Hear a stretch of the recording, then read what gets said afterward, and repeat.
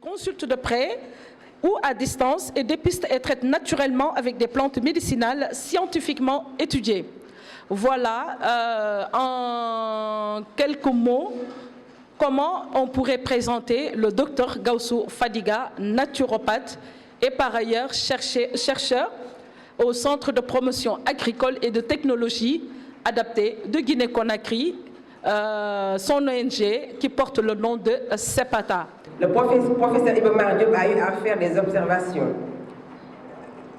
similaires à une sorte d'autocritique sur le sujet.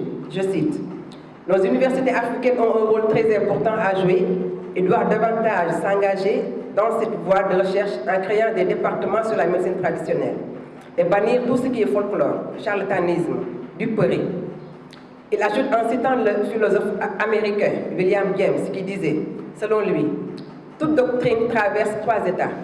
On l'attaque d'abord en la déclarant absurde, puis on admet qu'elle est vraie, évidente, mais insignifiante. On reconnaît enfin sa véritable importance et ses adversaires revendiquent l'honneur de l'avoir découverte. Pour notre part, nous avons, à un certain moment de notre vie, considéré la médecine traditionnelle comme absurde, rejetant tout ce qui n'était pas conforme aux normes classiques de l'Occident. Nous avons ensuite douté et essayé de comprendre ce qui, de prime abord, paraissant irrationnel, mais déjà on entrevoit les bases scientifiques de ces médecines alternatives, éclairant d'un jour nouveau ce qui, demain, ne sera plus décrié, mais classé au rang de tout ce qui sort de nos laboratoires les plus sophistiqués. On parle de thérapeutes homéopathiques et endomorphines. On établit les relations entre gènes, énergie, vibratoire et cosmos. Fin de citation. Cela dit, le docteur Gaussou, en dehors de ses premières activités, fait aussi dans l'agriculteur et sélectionne en même temps, dans sa ferme agricole, ses essences médicinales. Par ailleurs, il apparaît dans son cursus que ce n'est pas au docteur Fadiga qui a fait ses humanités islamiques qu'on va initier au dialogue islamo-chrétien, pour avoir effectué la majeure partie de ses études supérieures dans les universités gérées par les chrétiens. Historien sur les bords, il nous a appris sous ce rapport concernant les liens séculaires qui existent entre les peuples de notre sous-région, quelque chose méconnu de beaucoup de nos compatriotes. L'existence des 4 villes de Touba, qui signifie paradis en arabe, dans la contrée dont ses aïeux Diakanké, partis de la vallée du Nil pour le Burkina au XIe siècle, ont été à la base. Il y a Touba Mali au XIIe siècle. Au XVIe siècle, mot Touba, Touba sur la carte géographique de Côte d'Ivoire, Touba Guinée au XVIIe siècle, où a séjourné l'aïeul de Serigne Touba, puis Touba du Sénégal, qui fut fondé au XVIIIe siècle par ce dernier, après son séjour à Touba Guinée. Donc, en parlant de variétés traditionnelles, nous nous sommes rendus compte que la sémiologie que le docteur Fadiga est en train de développer comme approche est aujourd'hui quelque chose de fondamental dans l'activité que nous faisons. En ce sens que nous avons observé que, auprès des paysans, qu'il y a une biodiversité qui est cultivée, mais quand même il y a une autre biodiversité qui n'est pas cultivée et qui est souvent négligée. Et c'est là où la médecine traditionnelle a toute son importance. Dans cette biodiversité, dans ces espèces qui ne sont pas cultivées et qui sont énormément négligées dans nos pays actuellement, dans nos brousses, dans nos savanes et dans nos forêts. Alors, du moment que nous sommes dans la semence paysanne, nous voyons qu'aujourd'hui, en regardant le lien qu'il y a entre les espèces négligées les espèces qu'on dit sauvages, on les appelle même des espèces sauvages.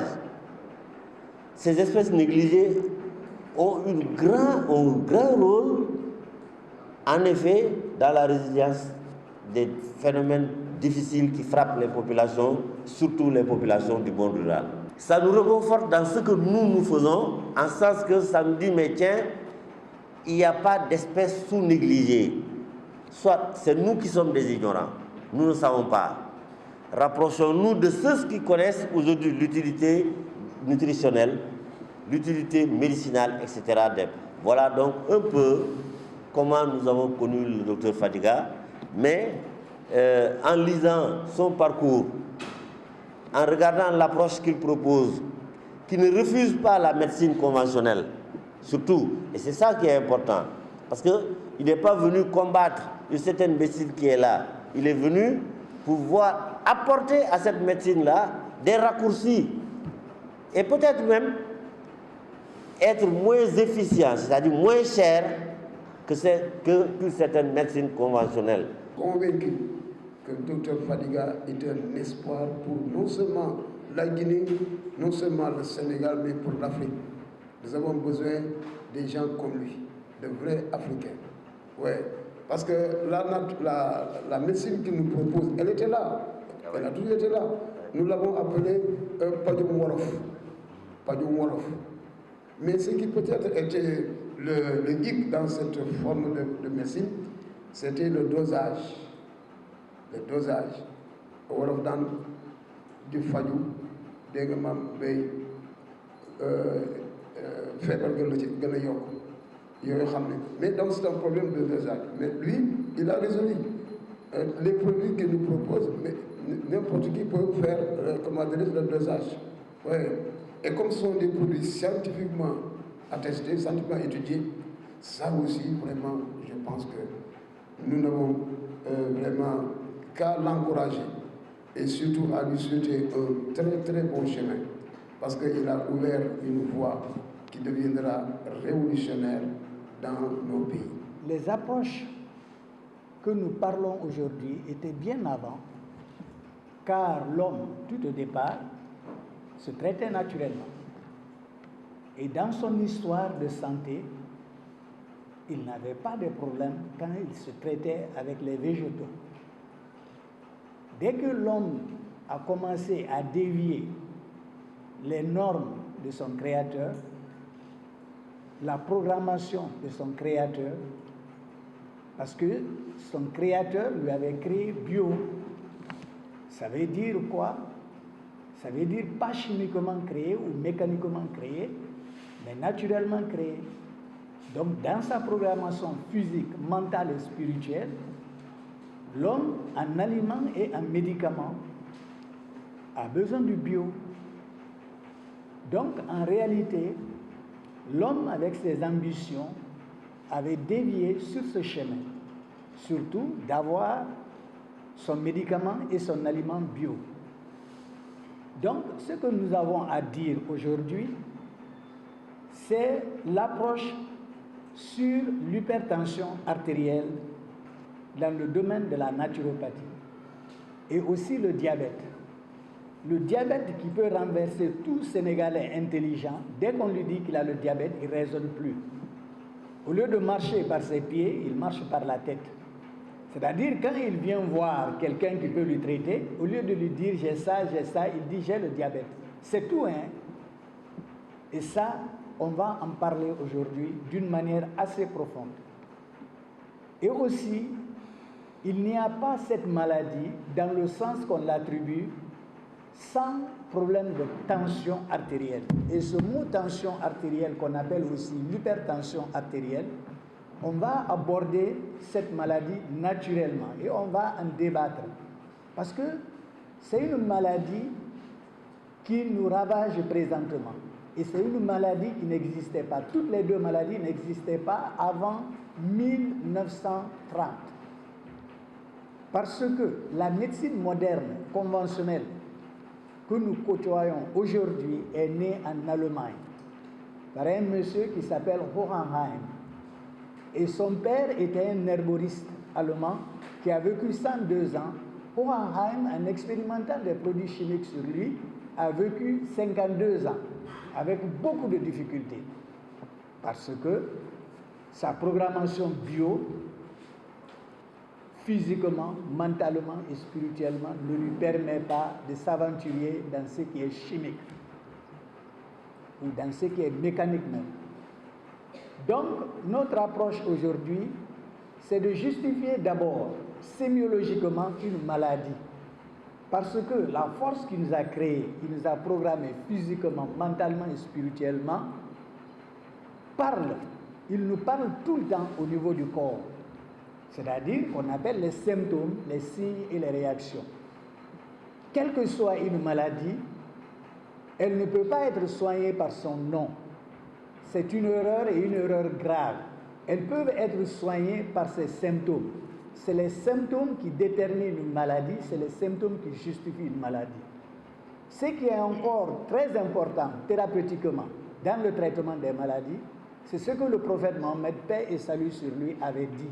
Il n'existe aucune maladie qui n'a pas sa guérison avec Dieu. Et il dit, je parle bien des plantes. Je parle bien des plantes. Et il y a un aliment aussi qu'il avait parlé, que les marabouts n'en parlent jamais, c'est la viande. Quand on lui avait demandé, il dit c'est pour le lion. Et la viande c'est pour le lion, et la viande c'est pour le lion. En fin de compte, certainement, quand l'homme a commencé à manger la viande, il a commencé à avoir beaucoup de problèmes de santé. Un aliment d'orgueil.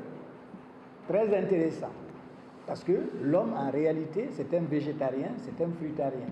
Mais on rentrera dans tous ces détails, Inch'Allah, dans ces entretiens, dans cette conférence que nous avons aujourd'hui, parce qu'après moi, nous allons ouvrir un débat. Nous allons prendre la maladie que nous appelons l'hypertension artérielle. C'est un mot erroné. D'abord, l'équilibre de l'homme, c'est sa tension. Il n'est pas seulement hypertendu, mais il est hypo aussi. Il n'est pas seulement hypo, mais il est variable aussi. Il n'est pas seulement variable, mais il est superposé aussi. Il n'est pas seulement superposé, il est aussi crânien. Cette tension-là. Et c'est ce qui réellement détermine l'équilibre de l'homme. Quand l'homme est hypertendu, il a des difficultés de dormir. Il a l'insomnie. Même s'il dort avec un peu de bruit, il se réveille, il n'arrive plus à reprendre son chemin. Là, on détermine l'hypertension artérielle.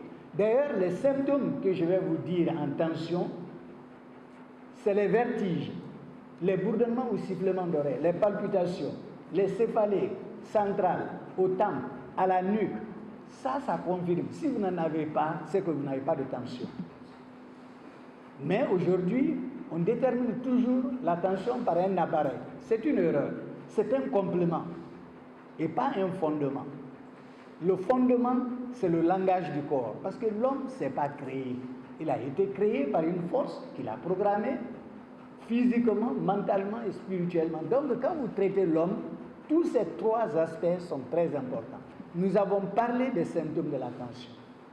Réellement, nous avons considéré que la défaillance en sommeil est très importante pour déterminer une tension. Un hypotendu, il a toujours un problème de fatigue ou de corps lourd au réveil. Et ça, c'est une réalité. C'est-à-dire, lui, il peut dormir facilement. Il n'a pas le sommeil, il n'a pas réellement les difficultés de dormir. Mais son problème, c'est quoi? C'est au réveil. Donc, ce l'hypotendu, il y a un problème de manque d'énergie. Et ça joue beaucoup même sur sa sexualité. Aujourd'hui, on entend les gens, j'ai l'éjaculation précoce. Et quand vous vérifiez réellement sa tendance, vous verrez qu'il est hypo. Donc ça joue beaucoup dans le cadre de la sexualité. Et même chez les femmes, parce que les femmes, toujours, on a tendance toujours à reprocher aux hommes les problèmes de sexualité. Mais chez les femmes, ça provoque aussi la frigidité. C'est-à-dire, même si elle arrive difficilement à jouir son plaisir, ce qui est important beaucoup chez une femme. Mais l'homme aussi n'arrive pas, par manque d'énergie, à jouer correctement son rôle. Donc, tout ça, c'est un problème d'équilibre, de tension artérielle, dont nous avons toujours mesuré avec un appareil. Et cet appareil aussi provoque des sensations humaines qui rendent presque tout le monde hyper, même si vous êtes hypo et vous avez des difficultés de reconnaître. Mais le complexe de l'homme, c'est qui est encore plus difficile, il est beaucoup plus orgueilleux avec ses machines vis-à-vis de lui-même au lieu d'être orgueilleux de son créateur. Et ça, c'est un problème réel, parce que tout le temps, à tout moment, le corps nous parle. Il nous parle physiquement, il nous parle mentalement, il nous parle spirituellement. Spirituellement ou mystiquement, quand vous vous couchez, vous faites des rêves. Des rêves aussi, c'est des réalités non négligeables. Réellement, mentalement, on pense, c'est des réalités non négligeables. S'il y a des carences en calcium ou en magnésium, on a des stress, on a des anxiétés, on est désorienté. Donc le corps est là tout le temps en train de nous parler. Ensuite, si on est malade physiquement, on a des déséquilibres tels que la tension crânienne. Dès que vous vous rêvez, vous titubez. Quand vous êtes couché, la terre tourne, le lit tourne. C'est la tension crânienne. Donc c'est un déséquilibre aussi. On ne doit pas sous-estimer le langage du corps pour nous soigner. Ce qui est en réalité aussi, toutes ces maladies que je viens de citer, ou tous ces symptômes que je viens de citer, ont une autre réalité. C'est-à-dire, les remèdes sont dans la nature. C'est pourquoi on dit la naturopathie. Donc, réellement, aujourd'hui, les Occidentaux ont appris quelque chose de nous que nous avons sous-estimé. Parce que quand ils ont eu des problèmes de santé, à partir des années 30, où le diabète, où l'hypertension était là, ils ont aussi sillonné le monde, ils ont créé une commission pour sillonner le monde, savoir pourquoi ils ont ces problèmes de santé qu'ils n'avaient pas l'habitude de l'avoir. Et ils ont passé partout, mais c'est en Afrique, au sud du Sahel, qu'ils ont trouvé des gens en très bonne santé, physiquement en très bonne santé. Ils se sont posé des questions, parce que ces gens-là vivent naturellement. C'est pourquoi ils sont en très bonne santé. Ils mangeaient naturellement, ils se soignaient naturellement. Les mouvements bio, c'est réellement après la révolution verte des années 60. Mais à partir des années 50, ils ont commencé à beaucoup analyser. Sans cela, dans beaucoup de sens de santé, l'Occident était menacé.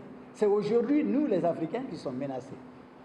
Donc, il ne faut pas qu'on oublie que les Occidentaux, avec les tendances biologiques, se sont retrouvés bio par rapport à nous qui étaient bio avant, qui mangeaient naturellement et qui se soignaient naturellement.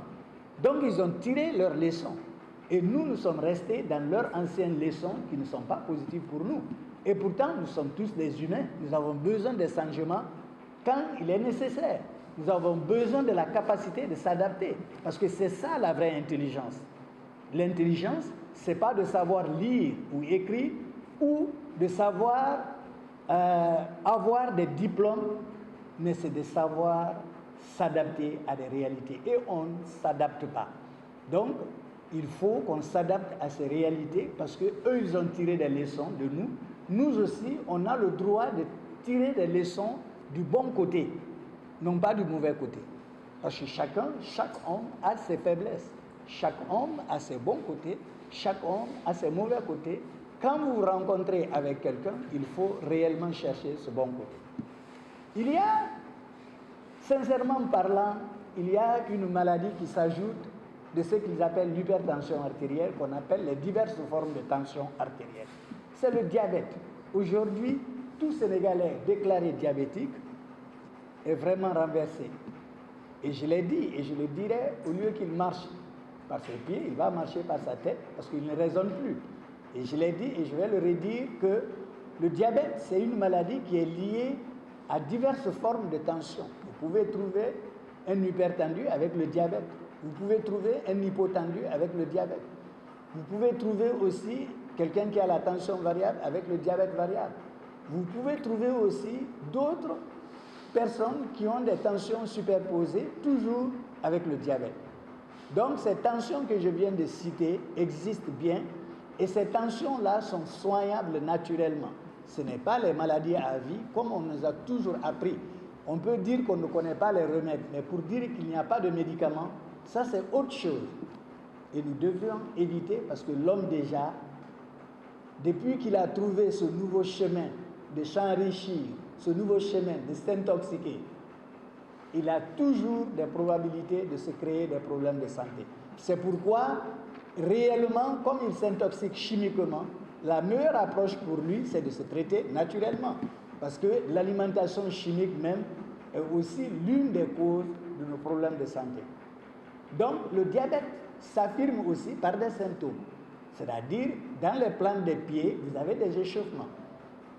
Dans les paumes des mains, vous avez des picotements ou des plantes des pieds, vous avez des lourdeurs, vous avez des douleurs, etc. Et aussi les orteils et les doigts. Donc, ça s'affirme aussi que c'est là-bas où se terminent les 7000 nerfs qui se trouvent dans le corps de l'être humain.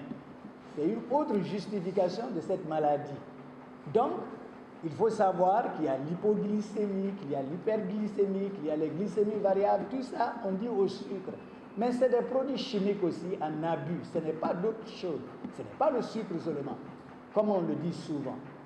Donc, ça, c'est des réalités qu'on veut en parler aujourd'hui. Mais il y a beaucoup d'autres problèmes qu'on va débattre tout de suite. Vous avez vos questions et en toute sincérité, je vous remercie de votre présence. C'est déjà beaucoup ceux qui sont venus. Il y en a beaucoup qui ont promis, qui n'ont pas pu avoir le temps, le samedi, les week-ends. C'est le moment pour les Sénégalais en général de se réunir en famille et de faire d'autres activités. Mais en toute sincérité, l'approche de la naturopathie, voilà son fondement. La naturopathie, c'est une médecine alternative moderne maintenant, étudiée dans les universités en Occident.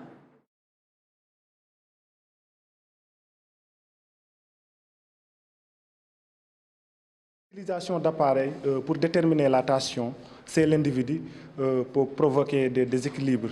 Alors, sur cela, n'êtes-vous pas en train de remettre en cause l'existence ou bien l'avancement des technologies de la médecine moderne? C'est-à-dire, tant qu'on continue à considérer les instruments technologiques pour voir la santé de l'être humain, ça se complique.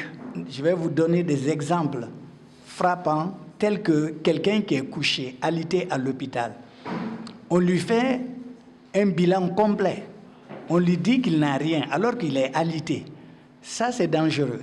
Ce que je veux vous dire, ce n'est pas de remettre en cause cette technologie, mais c'est de plutôt aider les gens à comprendre que pour réellement dépister l'homme, un appareil n'est qu'un complément, pas un fondement. Si l'appareil devient un complément, l'homme ne s'en sortirait jamais dans ses problèmes de santé et ça se complique. Et je vais vous dire quelque chose. De plus l'homme devient intelligent dans ces instruments-là, de plus il devient aussi bête. Parce qu'il n'arrive plus à bien écouter son corps. C'est comme quand vous utilisez votre esprit pour calculer. Aujourd'hui, si vous n'avez pas un appareil, vous ne pouvez pas calculer. Donc vous n'êtes plus autonome, vous n'êtes plus de vous-même. Il faut que l'homme utilise correctement ce que son créateur lui a donné comme force. Et cette force, elle est importante. Cela ne veut pas dire que l'homme ne peut pas utiliser des objets complémentaires à ça, mais ce n'est pas des objets fondamentaux. Les objets fondamentaux, c'est lui-même, l'homme, et ça, et son créateur. Quand on est malade, on n'est pas équilibré. Quand on est malade, la tension n'est pas équilibrée. Quand on est malade, même si on voit que la tension est 12,8, ça veut dire que c'est erroné. Parce que dès qu'on tombe malade, la tension change de nature. Donc, quand on n'est pas à l'aise, ça affecte la sexualité. Nous avons lié l'hypotension à la sexualité parce que l'hypotension, en général, apporte une nouvelle type de sexualité, problème de sexualité qui n'existait pas avant, comme l'éjaculation précoce. L'éjaculation précoce est liée à l'hypotension, ça n'existait pas avant. Donc, quand vous voulez redresser ce problème de santé qui est devenu très courante dans nos sociétés modernes, il faut normaliser aussi la tension de l'individu. Et en général, les plantes sont d'une manière extraordinaire pour normaliser. Nous n'avons pas cité ces plantes, mais nous avons des produits que nous avons exposés ici. Par exemple, nous connaissons le produit que nous appelons plaisir. Nous avons des raisons de l'appeler plaisir parce que quand vous le prenez, ça fait un sommeil réparateur. Donc, c'est un grand plaisir de se réveiller avec l'énergie. Donc, nous avons aussi d'autres produits qui sont bien, qui traitent la tension, parce que là, l'hypotension, par exemple, les gens qui ont le poids avec l'hypotension, les gens qui n'ont pas de poids avec l'hypotension, etc. Donc, il y a tous ces produits-là qui agissent positivement sur la sexualité. En toute sincérité, je reviens sur la drépanocytose. Une maladie héréditaire, c'est vrai. Une maladie qui existe en Afrique, pas seulement au sud du Sahel, mais qui existe aussi dans les pays arabes, qui existe aussi en Inde et qui existe aussi aux États-Unis à travers les descendants des Africains et comme dans les Caraïbes. Mais ça ne veut pas dire que c'est une maladie purement africaine. Elle est aussi arabe. Elle est aussi dans un climat chaud où les gens consomment abusivement la viande. Parce que c'est un problème d'acide urique dans l'antécédent du passé qui détruisent les globules rouges. Mais ce qui est vrai, cette maladie, comme toutes les maladies, est soignable. On a des grandes expériences de traiter la drépanocytose, qui est une maladie héréditaire. Donc ça, c'est une réalité. Dire que c'est une maladie qui ne se soigne pas, c'est purement un argument fondé sur des spéculations humaines, qui n'est pas une réalité. Et nous avons même un produit qui s'appelle Dréparc. Et ce produit est spécialement utilisé pour le traitement de la drépanocytose. En général, il y a toutes sortes de catégories, le AS, le SS, le SC, etc. Donc, c'est une maladie qui se soigne correctement en régénérant, en désacidifiant le corps, c'est-à-dire en éliminant les acides uriques et d'autres formes d'acides, et en régénérant au niveau des moelles la régénération des globules rouges. Donc, c'est une réalité. Donc, je connais. Et pourquoi je dis que je connais ce problème de santé? Il y a un examen qu'on appelle TE, hein? TE, test email. Donc, réellement, c'est ça la drépanocytose. Et quand nous traitons les gens, déjà, on remercie Dieu, quelqu'un vient de confirmer par l'éternissement, et ça, c'est une réalité divine. Quand vous dites la vérité et que quelqu'un éternise, c'est incontournable comme vérité, quoi. Donc, finalement, c'est une maladie que nous traitons, carrément qui se traite et qui ont des remèdes dans la nature, dans les mains de Dieu. Donc, réellement, c'est une maladie qui est très répandue aussi en Afrique. Demandez à nos sœurs qui font du khessal. On ne change pas la nature impunément. Dieu nous a créés et a mis des relations entre l'homme et son environnement physique. Ouais, c'est ça qu'on doit retrouver. Il ne faut pas avoir ce complexe-là. Moi, ce qui m'a surtout convaincu dans la médecine que propose la médecine alternative, c'est cette possibilité au moins de choisir. Si vous vous soignez par une médecine, vous ne trouvez pas de résultat, choisissez l'autre. J'ai même initié des espèces à croissance rapide chez moi, en Guinée, en 1992-96. Je faisais des pépinières de ces essences forestières et je les distribuais gratuitement aux paysans. Et aujourd'hui, même ces espèces n'ont plus leur nom scientifique. Ces espèces portent mon nom ou le nom de mon ONG. Tellement que les paysans ont apprécié et puis ça leur empêchait de détruire la biodiversité locale qui existait, quoi. Donc, même ces approches-là, je continue à les appuyer. Donc, je ne reste pas tranquille de ce côté. Mais ce que je dis aussi, c'est réellement que Dieu nous aide à avoir nos élites sensibles à ces réalités. Au lieu des autoroutes, on peut aussi mettre de côté des projets de reboisement, des projets de conservation de l'écosystème, parce qu'on a beaucoup de luxe, mais plutôt on ne s'intéresse pas au fondement. Et l'homme, son avenir et sa vie est lié à l'arbre. Quand Dieu créa l'arbre d'abord, il créa l'eau, ensuite l'arbre, ensuite l'homme. Donc il savait que l'homme ne peut pas vivre en dehors de ces réalités. Et l'homme aussi doit être sensible. Moi, personnellement, je suis sensible à cette réalité et je souhaite que nous tous, nous soyons sensibles à cette réalité, inclus nos élites. Parce que tout ce que nous faisons actuellement, l'élite est d'une très grande importance. J'ai dit, il y a ces derniers temps que je commence à beaucoup réfléchir pourquoi ne pas être dans la politique. Mais la seule raison, ce n'est pas d'être politicien, mais c'est d'être dans le côté, du bon côté de l'environnement, de la nature, de la biodiversité. Parce que quand vous avez affaire avec les gens qui ne réfléchissent pas, et qu'est-ce que c'est un inculte? c'est quelqu'un qui ne réfléchit pas profondément de ces réalités. Dieu nous parle tout le temps.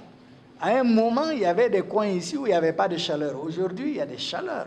Alors, personne ne tire les leçons de ces chaleurs. Pourquoi ce changement climatique?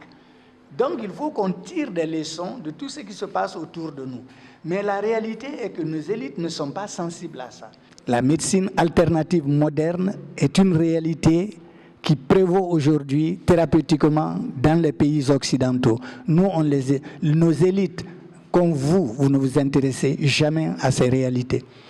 Il y a le côté mafieux aussi qui est là et qui crée des maladies et qui exploite les virus. Il y en a parfois, ils réussissent, il y en a, ils ne réussissent pas, tel que dans l'autre cas de la Guinée, avec Ebola. Ça a été un échec. Parce que le virus se trouve sous la forêt équatoriale. Mais on ne vous dit pas ce côté-là quand il y a l'échec. Je vais les approfondir pour vous. Parce que je ne crois qu'en Dieu et je ne m'en remets qu'à lui. Quant à mon prochain, quand vous venez vers moi, vous avez tout ce que vous êtes armé de le faire. Je vais vous écouter et je dirai ce que j'ai à vous dire. Ça, il n'y a pas de doute. Le problème du virus Ebola, c'est un virus qui est réel, mais sous la forêt équatoriale, avec une fraîcheur qui n'existe pas ailleurs. Dès que ce virus-là quitte cet environnement, ils disparaissent. Il y a eu des recherches là-dessus. Donc, ils ne tolèrent pas la chaleur, ils ne tolèrent pas non plus le froid.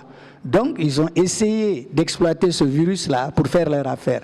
Parce que c'est comme en Occident, les épidémies qui sont arrivées là-bas, les gens l'exploitent, ils veulent s'enrichir, ils veulent faire des...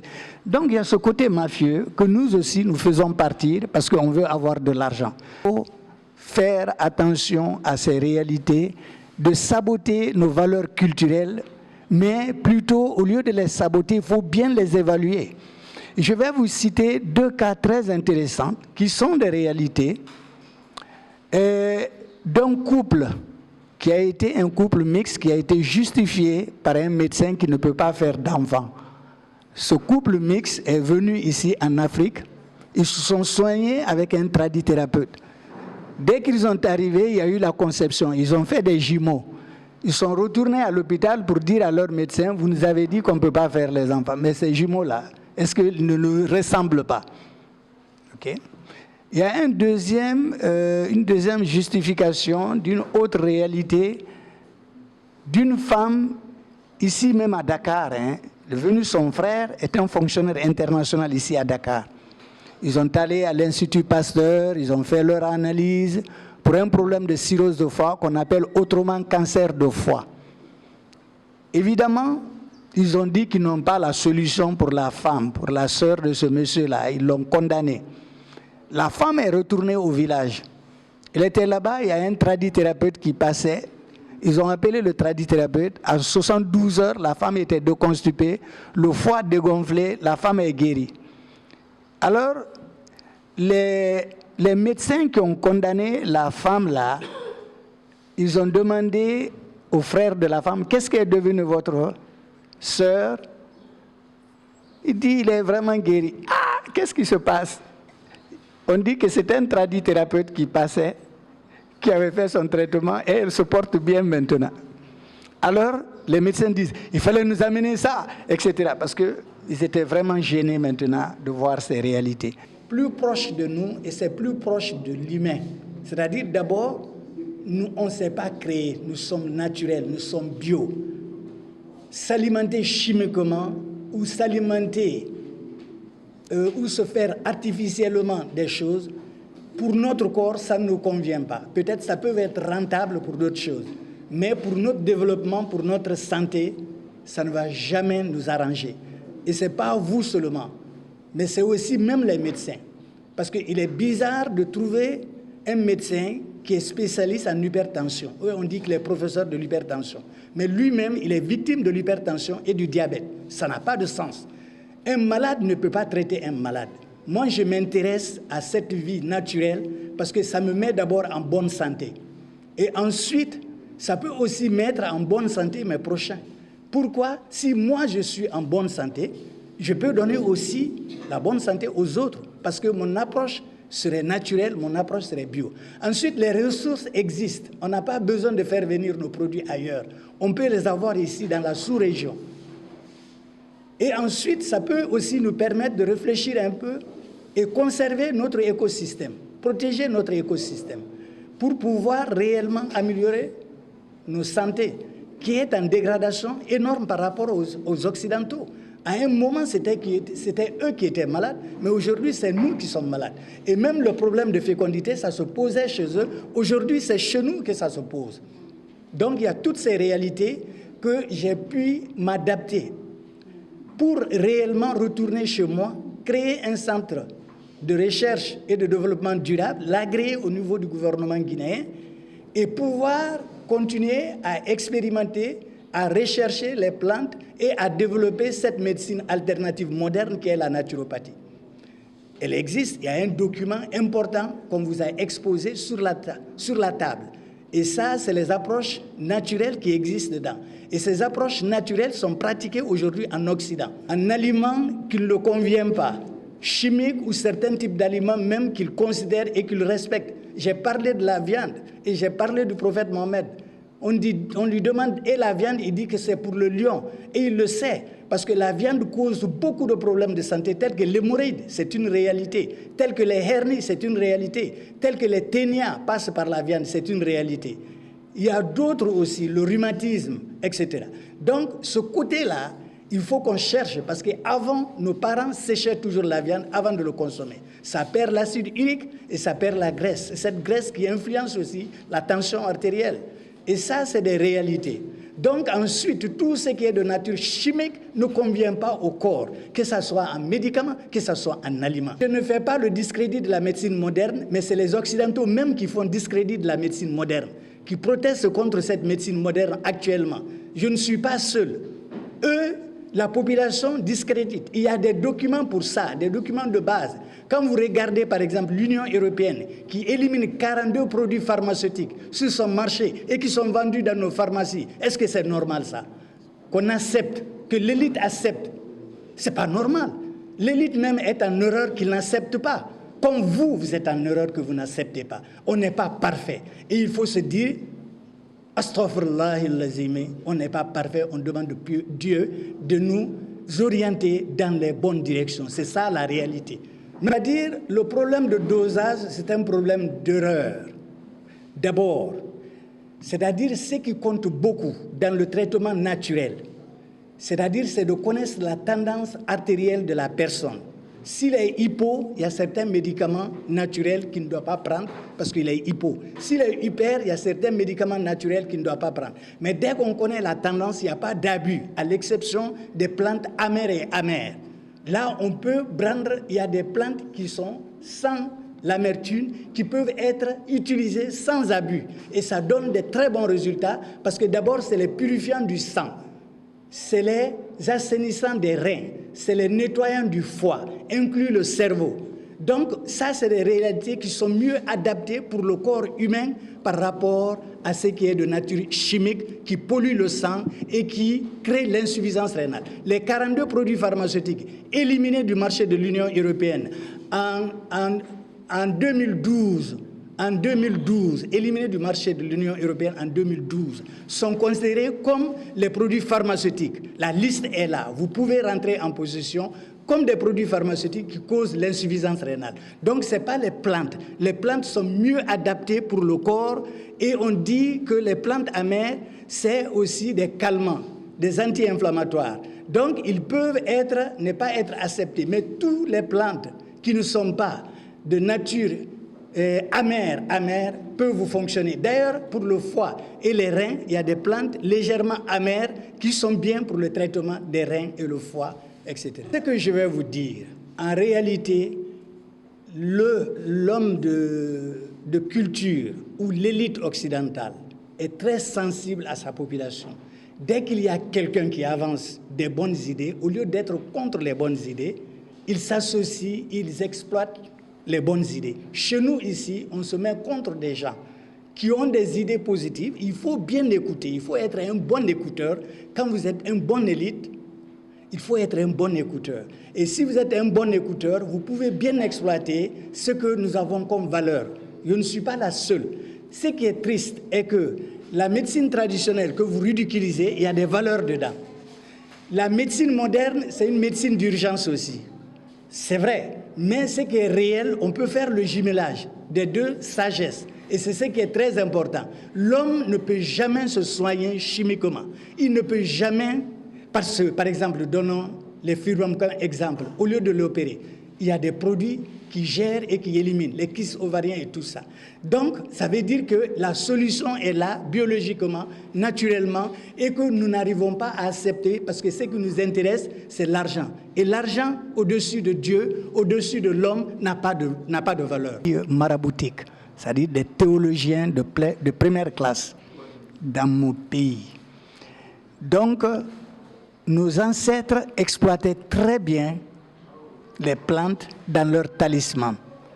Chaque nom de Dieu a sa plante. Et ça aussi, c'est une réalité. Donc, celui qui vient de vous parler, c'est pourquoi aussi, il m'appelle Imam Docteur. Et je connais un Sénégalais aussi, qui est M. Mbaye, là où je suis, à Westfoire. Lui aussi, il me disait souvent, on veut vos produits là, dans vos mains bénies. C'est ça, c'est pourquoi on veut que vous venez souvent au Sénégal. Et on leur remercie pour leur sensibilité. C'est ce que aussi ont besoin, ces sensibilités-là. Nos élites aussi ont besoin de ça. On prie pour eux qu'ils soient sensibles à nos besoins, qu'ils soient sensibles à nos besoins parce que nous avons besoin d'eux pour aussi un développement durable, pour aussi réellement faire initier cette médecine dans nos programmes de développement, dans nos programmes de santé. Et on remercie une fois encore, sincèrement, Dieu et le prophète Mohammed qui a eu de très bonnes idées pour nous et pour le monde et pour l'humanité.